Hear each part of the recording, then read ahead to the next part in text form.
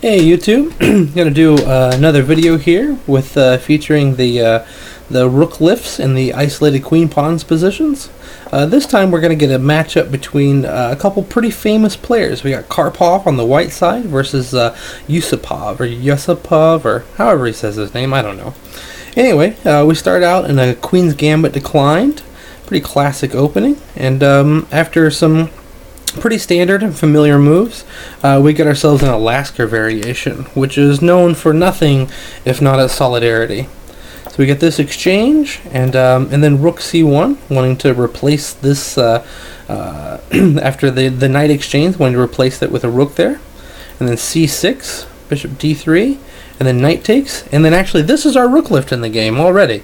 Perhaps not the same kind of rook lift we've been looking at before, because for now it doesn't really look that obvious at all that this rook is going to be able to swing over to the king side, but we'll see in a few moves that Karpov does manage to be able to utilize this rook.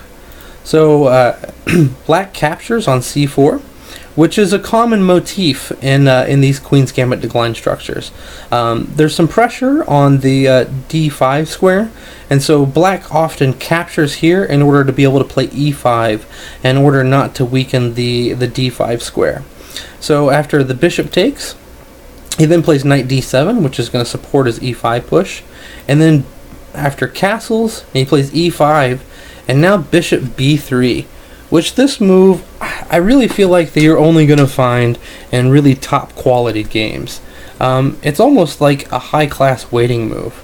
The explanations that I can really come up with when I was thinking about this is that, one, it opens the rook up and gives it a bit more scope, but I also think that the bishop is just more secure on b3 than it was on c4. Perhaps the knight might end up on b6 or on e5, which would hit that bishop with tempo. So dropping it back means that that's not going to be a problem. And also, common in the positions we've been looking at, bishop c2 and queen d3 might be an idea later too to form this battery against the king side. So here, black takes, giving white the option to decide whether he wants to accept an isolated queen pawn or not. I think in this type of position, if white wants to achieve anything, he absolutely has to take with the pawn. The alternative, which is taking with the queen, well, when I checked that position with my database, 100% of the games were drawn after queen takes d4. After e takes d4, white achieves some pretty significant advantages that he doesn't get the other way. So he has control over both c5 and e5 now, and his rook is now free to come across to the king side, which are going to totally offset any real threats that black is going to be able to generate against the d4 pawn itself. So after knight f6, we get rook e1, bringing the other rook into the game with tempo, and then queen d6 and knight e5.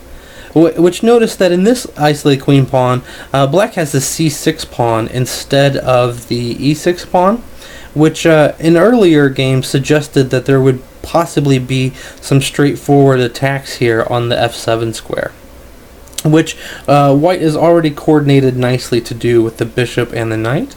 So with that in mind, it's not hard to figure out why black chose to stick a knight on d5, just trying to thwart that battery or the attacking coordination there.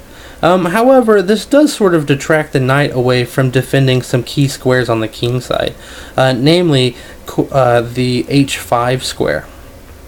So we bring the rook over to hit immediately against the hit immediately against the king side. Notice since h6 has been played, g6 is going to be much harder to achieve. Bishop f5, and then queen h5, immediately taking advantage of this hole that was created when the knight went here to try to block this diagonal. And then bishop h7, a bit of a strange looking move, but black really wants to keep that bishop on the king side so that it can help with the defense. And perhaps he was turned off by playing an idea of playing like queen e6, because one, the bishop might be a touch loose, since this knight would be threatening jumps to a discovered attack against the queen at some point. Obviously not right now, since the rook is just hanging. But I think perhaps he was worried about something like that. So he chose to stick the bishop back on h7. And then we play queen to g4. Just amping up the pressure here against the g-pawn. Baburn, to quote him, he says, g6 simply looks too ugly. But I know it looks ugly, but perhaps it's really the only choice. Black chose to play g5, hoping to try to keep the kingside shut down, but this just allows white a pretty simple and straightforward plan to crack it open. He just plays h4. And then after f6, in order to try to, at all costs, try to keep this g file closed, he just grabs on h5, just exchanges here. Taking the knight is impossible. I mean, at the very least, after f takes g, we have just g6, and we're going to win our bishop back. But it's actually even worse than that. If he grabs a knight, we're just going to play this way. And after the bishop blocks, we take here, and there's no way for that queen to continue its connection with the bishop here. It's going to be forced away, and then we're going to grab the bishop for free. We've regained all of our material. We have 3 passed connected pawns, actually 4 if you include this one. And not to mention the fact that there's a good chance there's going to be some sort of a mate coming very, very quickly. So obviously this is impossible. So instead he takes back on g5, just hoping to try to keep that file closed. But then just h4, continuing to try to crack it open. Notice this move is made possible because of the pin here against the king.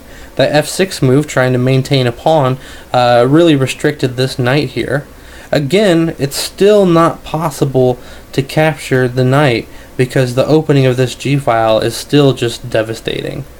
So instead, he tries to bring a rook into play, which does pin this knight, of course, but ultimately that's not going to end up mattering too much.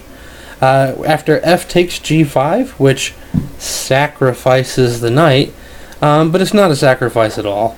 After black captures, we just play g6, and we're going to get the piece back anyway. So bishop takes, and then white throws in this nice intermezzo. He captures here with a threat on the queen. And so the queen needs to play e6 in order to maintain connection with this bishop.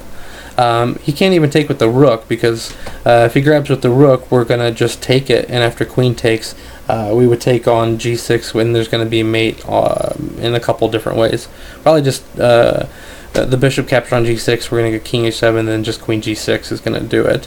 So he has to play e6 here, and we get bishop d5, which is creating a weak pawn on d5.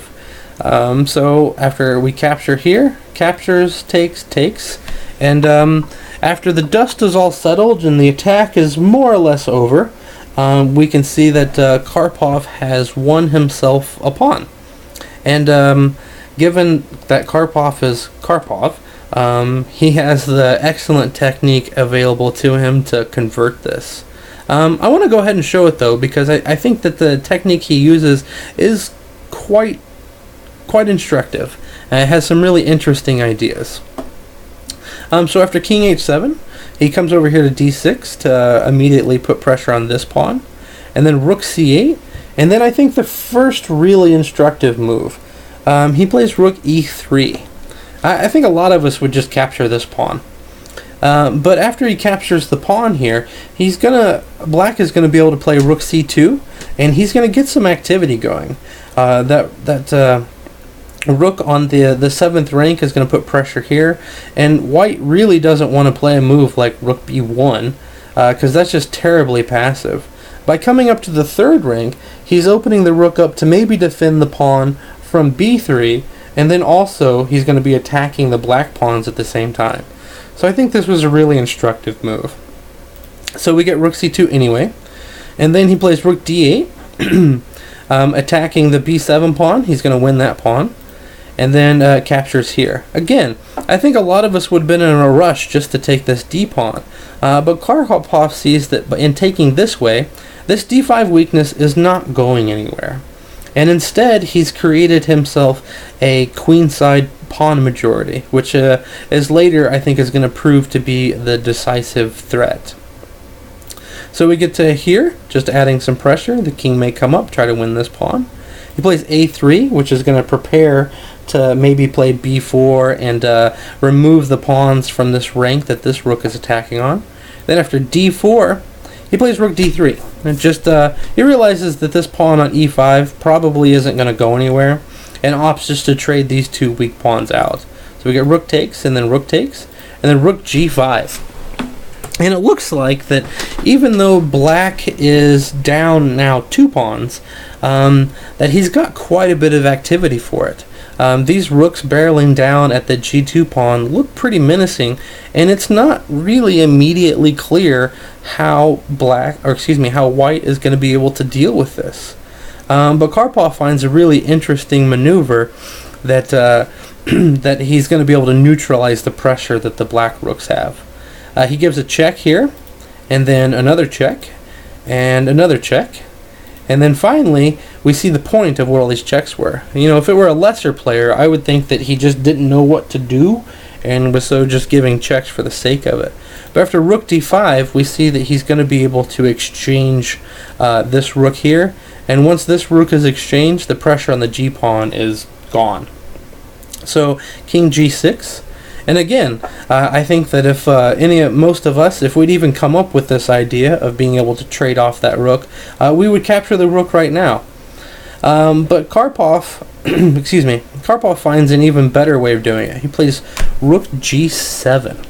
Now what's the point? Why is this better than just capturing the rook immediately? Well, the point is that after he takes here and then here, the king is slightly worse placed here on g7 than it would be if it were on g5. It's really because the king's going to come up to f6 now, so it's really only one rank further behind, but it is further away, and this rook is cutting off the king, whereas if we had left ourselves with the h rook and a king on g5, this king may be able to come up to g3 and really create some problems for black. There could be some mating threats. But in this maneuver, not going to happen now. So we get rook over to b5, just guarding. And we come here, he gives a check. And now he's going to prepare to start shoving this g-pawn up the board. So we got king d7, and then rook h3, king c7, and now rook b3. Again, I think that a lot of us would probably choose just to capture the a-pawn, and then he's going to capture here, and we're going to be happy that we've got these two connected, or excuse me, these two passed pawns. Though Karpov decides that he wants to leave these two pawns intact. I think his idea must be that he's going to push this g-pawn up the board, which is eventually going to draw this rook's attention, and that's going to leave this, he's going to get the ability to trade the A and the G pawns rather than the A and the B pawns. And I think the result of that is quite obvious. These two connected pass pawns are clearly going to be much stronger than these two distant pawns from each other. So after a few more moves, we get G4 coming up. He's just going to try to bring the king over to try to get in front of the pawns. But after rook B6, the king is forced back.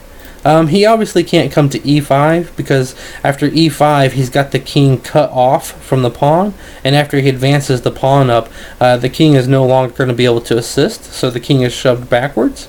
King h5, and then a5, and now rook b7, and again the king is forced backwards. If he comes forward here to like f6, we could even just play like check, and then maybe even come up to g6 and then g7, and again the rook is going to cut this king off from trying to get back in front of the pawn. It's really important that if he's going to have any chances at all, this king stays in front of the pawn. So after king g8 and then just a4, Black decides that he really has no hope in this position and goes ahead and throws in the towel. Really nice game, showing that not all attacks have to end in mate. Sometimes you just get yourself into a winning endgame that's going to require some technique, which Karpov was clearly up to the task for. Let's go back and look at some of the key points here. I think the really key point in this game was when Black made the decision to accept the isolated queen pawn here. Just looking at the difference between this position with the queen here and then with the pawn. The extra space that he gets, which allows him to swing this rook over. He gets this outpost on e5 because of his control of c5 and e5. Just really nice. And then, excuse me, and then after he has brought his forces to bear on the king side, just the calculation that he took to understand that he really didn't need to worry about ever being a capture on this knight. Again, I thought really nice and instructive. And after this, we just found ourselves in what turned out to be a losing endgame. Quite instructive. I hope you guys really enjoyed this and got something out of it.